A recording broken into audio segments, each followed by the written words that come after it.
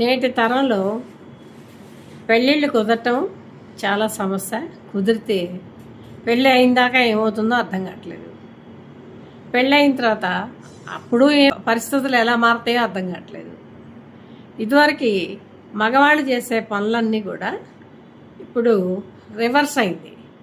అన్నీ ఆడవాళ్ళే చేస్తున్నారు.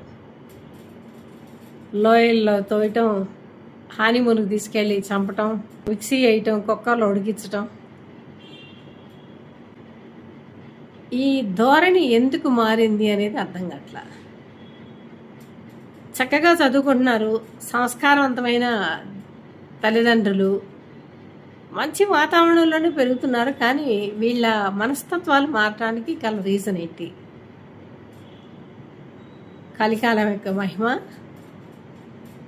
లేకపోతే డబ్బు మీద వ్యామోహమా? ఇంకా కాదంటే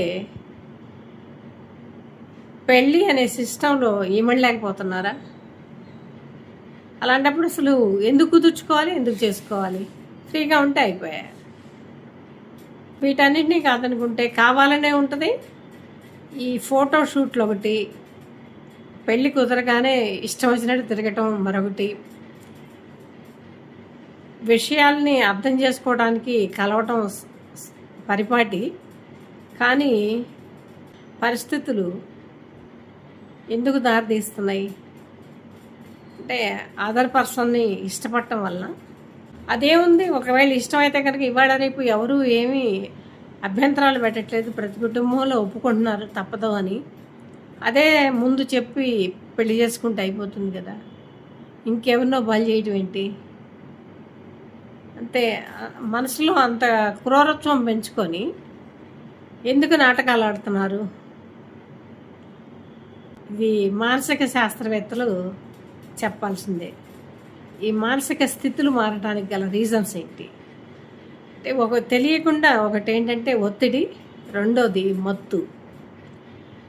ఏ విధంగా తీసుకుంటున్నారో తెలియదు కానీ మొత్తానికి ఆడ మగ మత్తు పదార్థాలు తీసుకోవటం, ఇవి మనిషిని సహజంగా ప్రయాణించనివ్వు.